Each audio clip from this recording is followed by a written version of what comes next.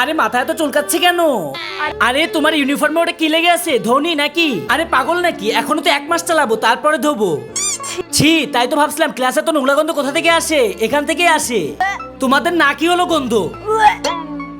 Uncle chips আমার favourite. আমারও। এই তোরা চিপ খাচ্ছিস? আমাকে একটু দে না। এক কাজ কর, তুই সব নিয়ে নে। থ্যাংক ইউ রে। দেখছিস ও কতক্ষণ ধরে মাথা চুলকাচ্ছে? আমার মনে হয় ওর মাথায় উকুন আছে। থাকবেই তো, ও 1 মাস ধরে গোসল করে না।